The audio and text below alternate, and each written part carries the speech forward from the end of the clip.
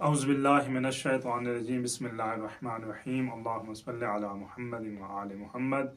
हमारी गुफ्तगू हो रही थी हज़रत आदम अलैहिस्सलाम के मुताल्लिक। हमने हज़रत आदम अलैहिस्सलाम का भी जिक्र किया और उनके दुश्मन शैतान मलऊन का जिक्र हुआ। सिलसिला हमारा यहाँ तक पहुँचा।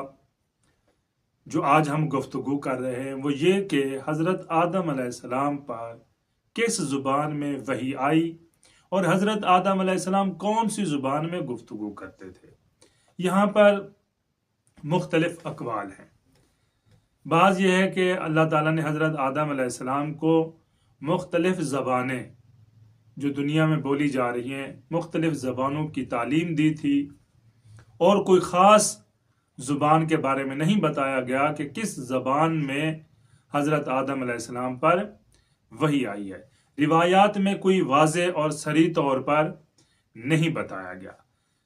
एक और कौल है वो ये कहते हैं कि हज़रत आदम अलैहिस्सलाम की जो मादरी ज़बान थी यानी हज़रत आदम अलैहिस्सलाम अपनी बीवी जनाब हव्वा और अपनी औलाद से जो गुफ्तगू करते थे वो सामी ज़बान या अरबी ज़बान में गुफ्तगू करते थे। यानी उनकी मादरी ज़ुबान सामी ज़ुबान थी या अरबी ज़ुबान है।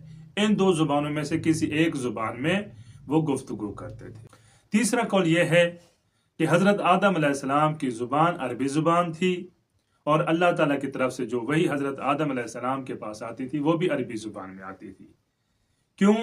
इसकी दलील वो ये देते हैं कि जब इंसान इस दुनिया से रुखसत होता है, जाता है, कब्र में जो उससे सवाल किए जाते हैं, जो मुनकर नकीर उससे सवाल करते हैं, पूछते हैं, वो अरबी ज़बान में है। एक और दूसरी बात ये दलील के तौर पर बयान करते हैं कि जन्नत में बोली जाने वाली ज़ुबान जो है ना वो अरबी ज़ुबान है। इसलिए ये वो ज़ुबान है जो इब्तदा से अल्लाह ताला ने हज़रत आदम अलैहिस्सलाम को भी तालीम दी और ये सिलसिला आगे चलता रहा। फिर अल्लाह ताला ने एक और निज़ाम कायम किया कि जब ज़बानें मुख्तलिफ हुई तो हर कौम में उसी ज़ुबान का नबी भेजता था। यानी ऐसा नहीं था कि अबरानी ज़ुबान में जो कौम को तबलीग करने जाता था वो अरबी ज़ुबान का था, नहीं, बल्कि जो भी कौम गुफ्तगू करती थी जिस ज़ुबान में तो नबी भी उसी ज़ुबान में मबऊस होता था। यानी नबी की भी वही ज़ुबान होती थी और लोगों को उसके बारे में तालीम देता था। वस्सलामु अलैकुम व रहमतुल्लाहि व बरकातहू।